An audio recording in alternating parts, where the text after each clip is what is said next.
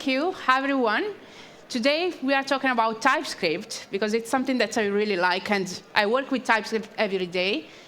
But I will do it in a different way, because I'm doing it having fun with electronics. And for me, it's something like really important to bring something like an Arduino, because I've been playing with Arduino for many years, and I do a lot of workshop in my local city where I live. But I don't see a lot of electronics in software conferences. So it was like a dream for me to bring some electronics to conferences. And yeah, I'm trying to do it this way. So something about me, I work for a small company in the north of Italy. And I am a software engineer, of course. And I do mainly front-end. And I like to play with electronics and IT, and maybe try to mix them together. I like to speak at conferences, so you can find me a lot of conferences, mainly on the JavaScript, TypeScript field. So I started doing this talk because when I go to conferences, I like to talk about hardware. So I ask, do you do something about electronics and stuff? And everyone tells me that they have a drawer full of stuff, but they don't use it. How many of you have something like this at home? Oh, you see? So yeah, I started questioning myself why we buy stuff, but we don't use it. So I asked people, and the first, the main problem that people told me about was C++. That is not friendly at all. People hate C++. So it was oh, I don't like to work with that language. So mainly is that. Debugging is painful. So sometimes you don't actually know what's wrong with your code in that case. And the Arduino IDE doesn't tell you exactly where is the issue in that case. So sometimes it's really painful to find the errors. And also you have different configurations and stuff, or maybe you don't have time sometimes. So my solution was it wouldn't be better if we can use something that we use every day, for me is TypeScript, to work with Arduino. So I wanted to do that. So a little words about Arduino, because this year we are celebrating 20 years of Arduino. So it's a big birthday for Arduino. So I want to speak about it a little bit. It's an open source electronics platform, and it's being created mainly for prototyping. So we use Arduino for prototyping, not to build final product, but to try to build something with it and see if it works. And it uses microcontrollers to control some circuits, sensor, or other components that we want to use that. And to program it, we use the Arduino IDE that is C++ based. So Arduino IDE, it's open source as well, so you can just install, download it, and you can play with it. It's really easy to use, and I think it's really easy from beginners to also professionals, and you can find kids using that, and also old people. When I run a workshop, I have 10, 12 years old, and also retired people. So it's for everyone. And the community is huge. In 20 years, they built a really big community, and you can find a lot of tutorials, libraries, and a lot of code that you can, or examples of projects that you can copy, for example. And it's used in robotics, IoT, home automation. Mainly when we build something, it's more for home automation. We build something for home. And education. I use that a lot for education. It was created in Italy, so I'm really proud of that, in 2005.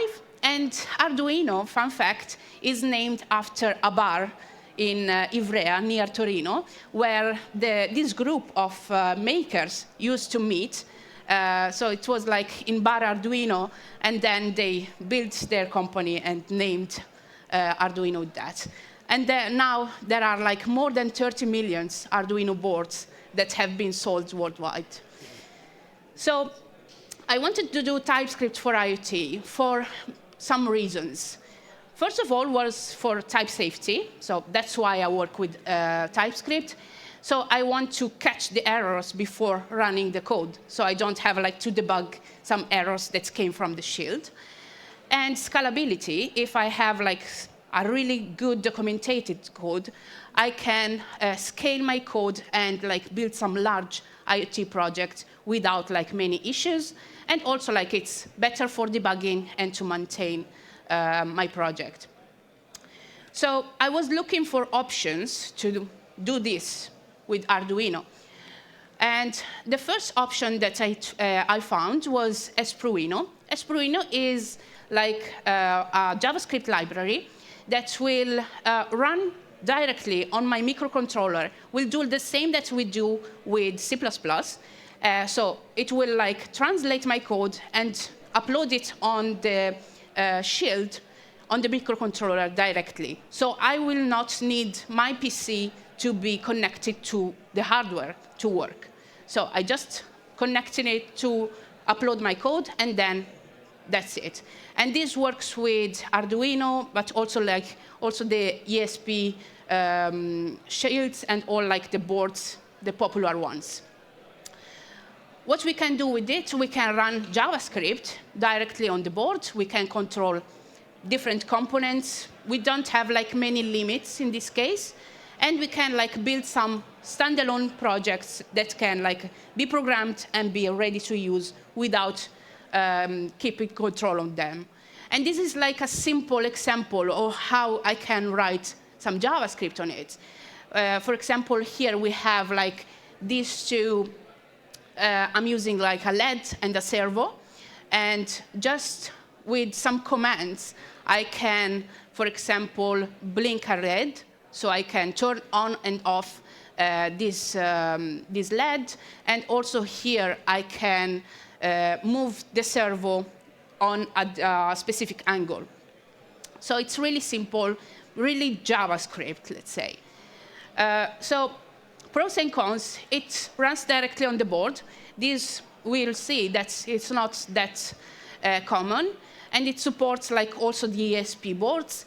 But it has, like, let's say, maybe nothing about TypeScript. It's limited support because there are some libraries that they run some types, but they don't work really well. Like, I've tried many. There are so many open sources, not something official from Espruino.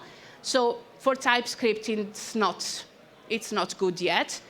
And also, like, it requires some firmware to work with that, so it doesn't work like directly just with the library. So yeah, it was a no for me, but if you work with JavaScript, maybe it's the best solution so far.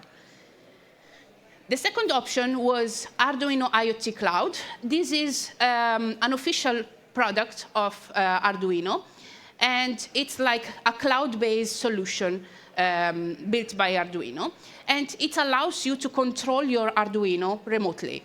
So it's not about programming Arduino. So you cannot like program an actual Arduino with this tool, but you can monitor what is going on, and you can control your Arduino with that. So it's like good if you want, you have like that requirements. And you can like send data to the cloud dashboard and control your servo or like LED for a mobile app. And this is like an example of the code. It's like a cloud product, so you need like to be registered and use like your client stuff.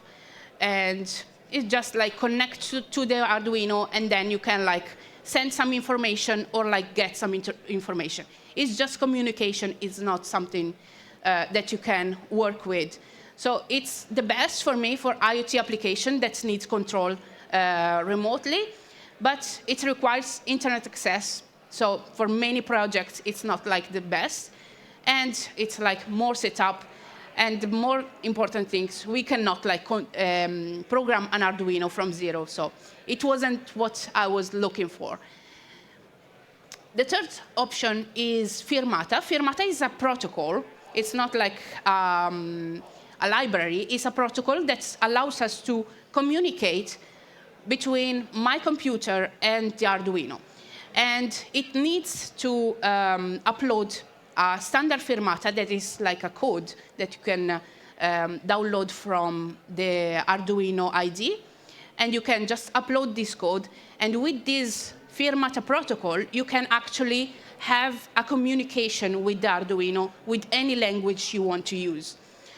And this is like used with another library that we'll see later. What allows you to do is you can like control it from TypeScript in my case. So it was like the best because like I can use this protocol and just communicate with this. I can read and write digital and analog pins. So it's like covered everything. And also like you can use it with any, not any, but any components, let's say. Just have like some limitations with like some complicated stuff. This is an example. This is really, let's say, basic. So you need to have knowledge about electronics. So it's like the same way you will write some Arduino code with C++, with the Arduino IDE. So you need to know what is your port. You need to know how like a LED, for example, works. That is an output, for example. So you need like to know where if you are doing a digital write or digital read. So this stuff that is more electronic stuff, like more Arduino oriented, you need to know that. So it's more like for makers that know how Arduino works. So it's not that simple in that case. So it's not like that easy for beginners. But if you move from Arduino C++ to this, it's like more familiar for you. So it's more flexible than other libraries because you can do whatever you want. It's just like what you do with Arduino moved in this scenario. And you don't work with any library that tells you exactly what to do. So if you want to be free in that case, this is like a really good solution. It's also like harder to use than other libraries because like you don't have like something that you can follow, but it's like knowing, you need some knowledge to do that. And also you need to be constantly connected to your computer because the Firmata protocol allows you to communicate between the computer and the hardware, but you cannot like just move the computer and just keep the hardware. So you need to be always connected with the computer. The last one, last solution that I found was JOTB25. JOTB25 is a JavaScript, they call it framework, but it's actually a library. It's just a library JavaScript. It works with Firmata, so it has the Firmata protocol, and it's like built on top of it. And it works with TypeScript because they lately built all the types for it. So we have the types officially from JOTB25. They were really famous some years ago, and then they stopped just releasing anything for like many years. So I was thinking that they were like dead. And then they came with types, so I was really happy about it. And I think it's the easiest way to control Arduino with TypeScript. You can like do all the things that you can do with Firmata with some help from the library. Because like this is like an example. It's like the same that we did earlier. But here I don't have like to know many things about electronics. I just use some classes like the LED one or like the servo, and I just tell the LED, I want you to blink every 1 second, or like the servo, I want this .2 to go to the position, a specific position, a specific angle. So I don't need to know anything about electronics, so I don't need to know that the LED is a digital output, or like just need to know where the LED is actually connected in my board, and that's it, because everything will be managed from the library. And I think this is like really easy for people that don't exactly know much about electronics. I think it's the best TypeScript support for electronics, and it's really easy to use. They have a really active community, so there are a lot of examples online. The only thing that it's not the best, but we can work with that. Like, since it's just prototyping, we can work staying connected with our computer, let's say. So for me, the winner is JOTB25 in my case. So JOTB25 is this. It's really popular, actually. It was popular for JavaScript, and now for TypeScript is becoming like maybe the only option that is actually working out there. So how it actually works, it uses Node.js and Firmata to communicate with hardware. So we can like work with Node.js as any Node.js project, and Firmata, it will just gives us all the components that are missing to communicate with an Arduino, but also we can use it with a Raspberry Pi, the ESP32. These are like the three that I actually use. The most like easy one to use is the Raspberry Pi, because it's actually a computer itself. So I don't need a communication with a computer because I'm programming directly on a computer. But like Arduino, for me, it's like the easiest way to do it for educational stuff. And now we have like TypeScript definition, so I think it's a complete product to use. Let's see a demo of how it works. So here I have like my Arduino, and I have like this really simple project here. Let's see if I can show you correctly. I have this is actually a photoresistor here, and a LED as well. So the aim of this really simple demo is to detect how much light there is in a room, and also like turn the LED in this example on and off based on how much light there is in a room.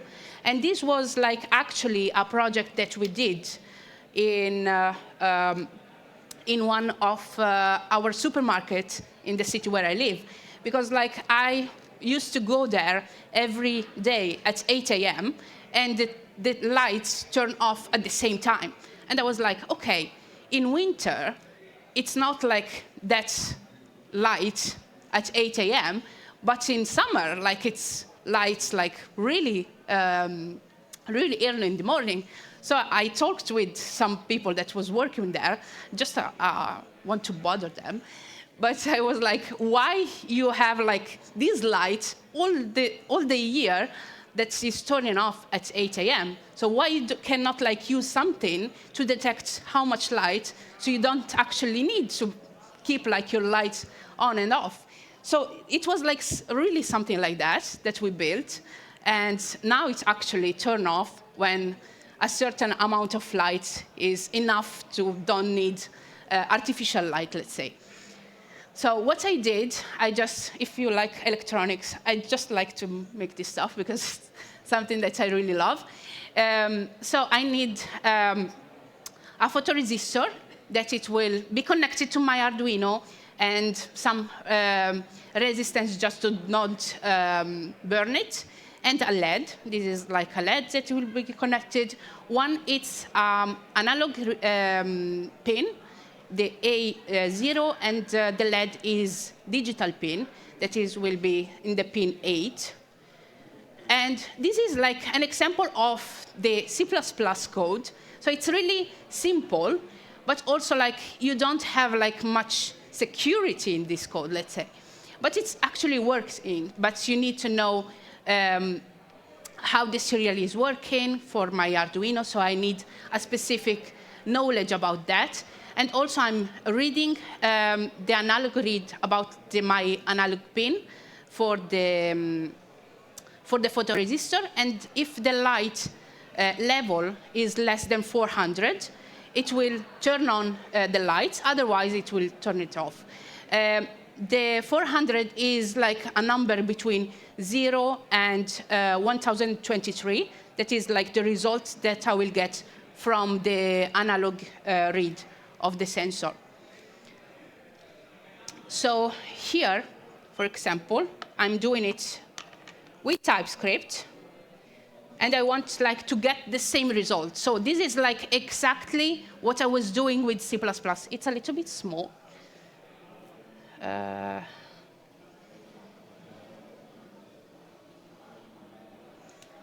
OK.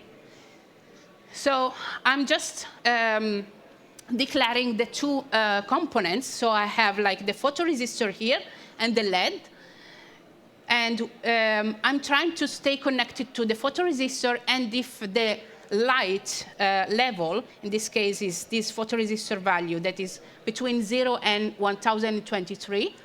So if the light level is less than 400, I will turn on the LED. So as you can see here, it's just like LED.on, and it will turn it on. Otherwise, I will turn it off. So let's try to just run this as it is and see. Is this one? So here we have the level. Oh, it's actually, let me turn on the light here. OK, so we have like a 700-ish light level in this case. And if I try to turn off the light or like just cover this, you can see that the light level is really low because I have like my finger on it. And the LED is on in this case because it's less than 400. If I turn, it just goes on. And this is like really simple, and they saved a lot of money because of like that light that was always like on at 8 a.m. And I want to show you another example, actually. So this was like really simple. Actually, I want like to show you another thing about this, how we can like make this that is not that safe. Like here we are not like using the power of TypeScript, but we can like actually build something really safe using some typing, some actual typing. For example, I'm using like an enum to see if the light is, if the light state is bright or dim. Do you know these brand types? Have you ever like used branded types, for example? Yes? Nice. I really like this, and I think they are really important for when we are working with electronics, because like branded types, it means that we have like a type that is number, because like the value that we are receiving from the electronics, it's a number, because it will be like from 0 to 1023, okay, so it's a number. But I'm telling, in this case, that the row value is a number, but it's also like branded. This brand is like a dummy name that we know, that we give them, to say that we are getting a value from, that is raw. It means that we are getting it from an electronic device. So it will not be simply a number. So if I try to give a value that has this branded type, a value that is actually a number, so I will try to change it to 500, for example, it will give me an error, because yes, it's a number, but it's not this branded type number. So this is like really important in this case, because we want to get this value directly from the electronics and not changing it during our code. Other stuff here, like we can like build an interface where we can have like the value, the threshold, so the number, the limits that we want for our LED to turn on and off. Here, for example, we have like some mapped types that I use like to get the to get the values from the photoresistor. And it is a read-only because we don't want to change the values that we get from the electronics. We don't want to change it, just receiving it and work with the values that we receive.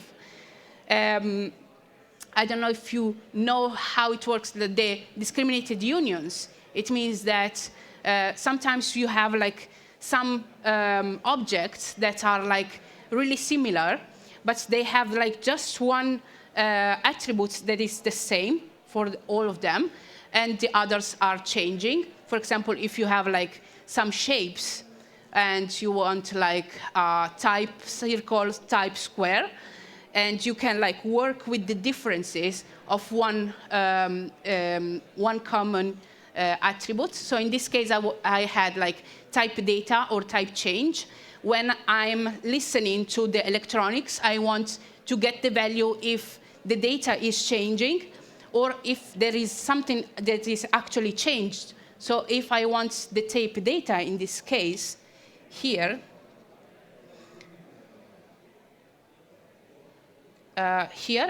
photoresistor on, event type is data or change. If I give data, it means that every communication, I will get a value as a response. I just want to know how is the value in that particular time.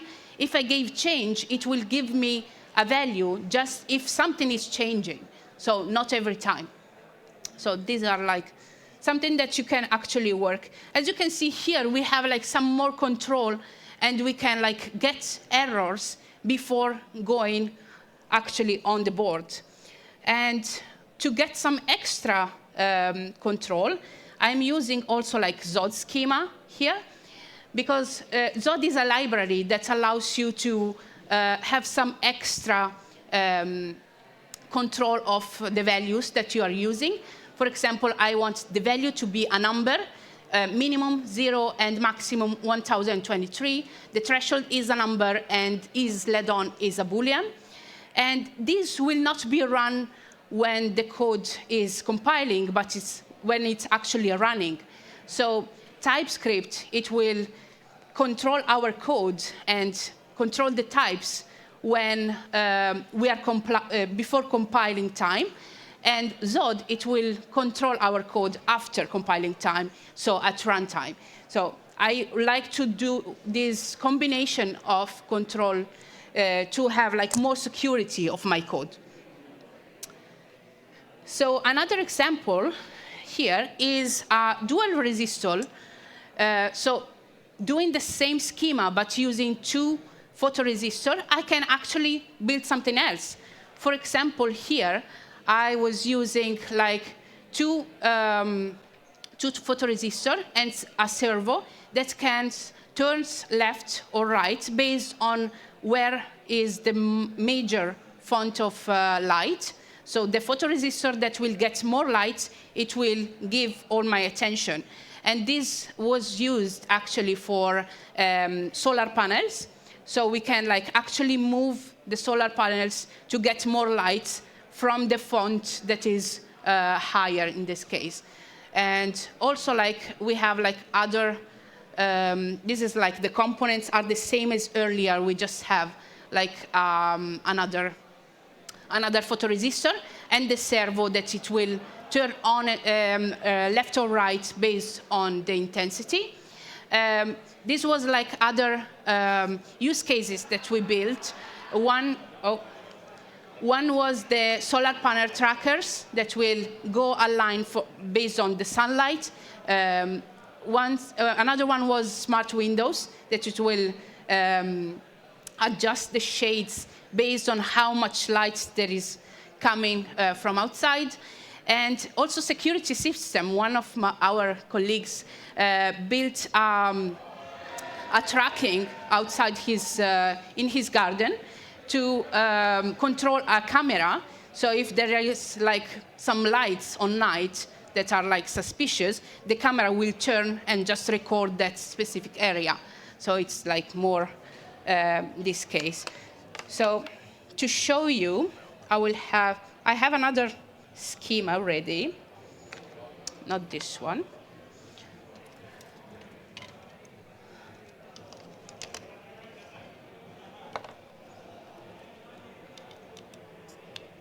So here I have, I have 2 photoresistors here to attract the lights. Let me focus that. OK. And I have a LED here. And also, I have my servo motors. So it will turn left or right based on which of the photoresistor is getting more light. Let's see if we can work with it, if it's not broken. So here, I have my dual photoresistor. Let's see which one will get more light.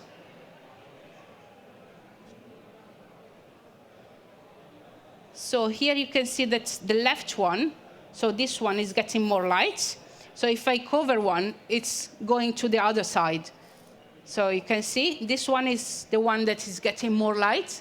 So if I cover it, it goes to the other side.